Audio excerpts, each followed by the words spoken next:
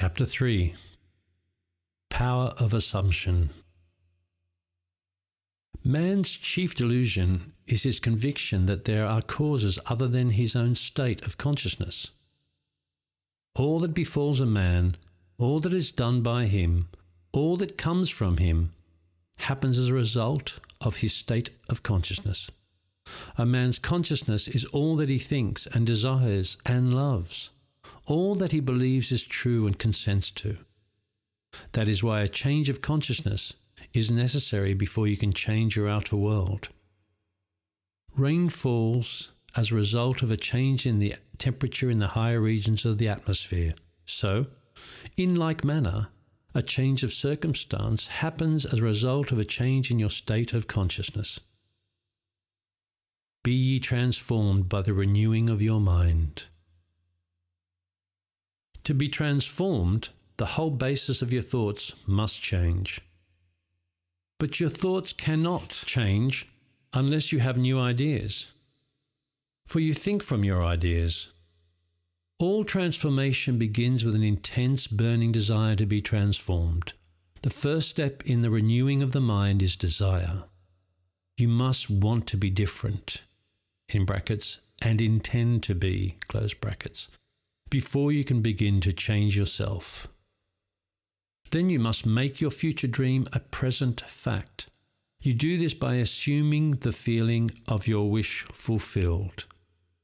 By desiring to be other than you are, you can create an ideal of the person you want to be and assume that you already are that person. Until it becomes your dominant feeling, the attainment of your ideal is inevitable. The ideal you hope to achieve is always ready for an incarnation, but unless you yourself offer it human parentage, it is incapable of birth. Therefore, your attitude should be one in which, having desired to express a higher state, you alone accept the task of incarnating this new and greater value of yourself. In giving birth to your ideal, you must bear in mind that the methods of mental and spiritual knowledge are entirely different. This is a point that is truly understood by probably not more than one person in a million. You know a thing mentally by looking at it from the outside, by comparing it with other things, by analyzing it and defining it. Brackets, by thinking of it, close brackets. Whereas you can know a thing spiritually only by becoming it, and in brackets, only by thinking from it, close brackets. You must be the thing itself and not merely talk about it or look at it. You must be like the moth in search of his idol, the flame.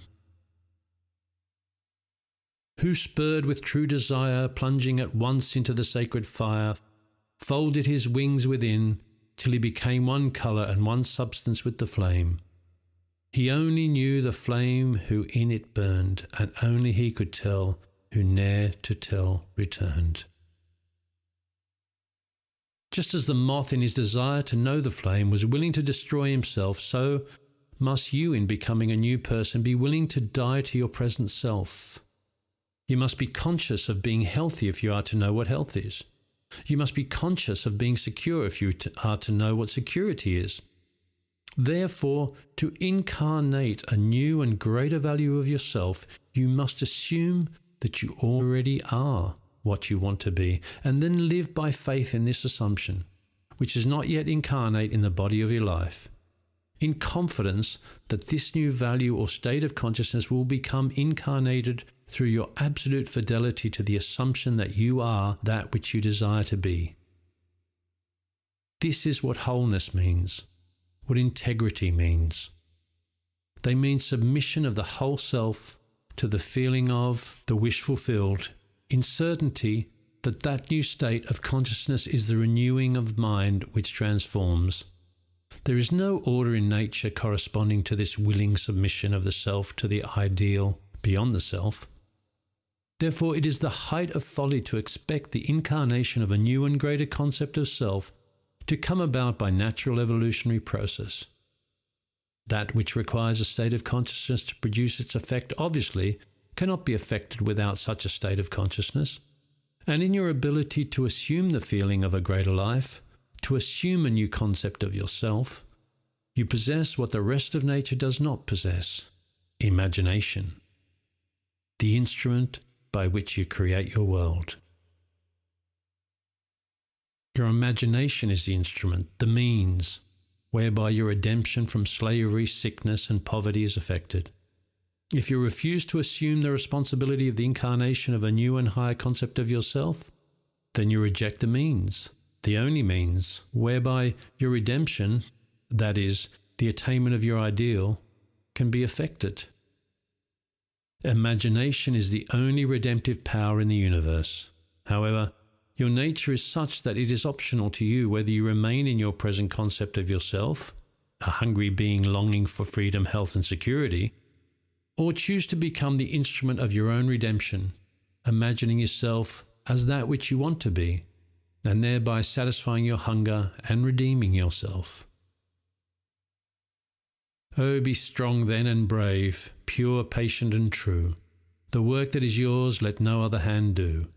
For the strength for all I need is faithfully given from the fountain within you, the kingdom of heaven.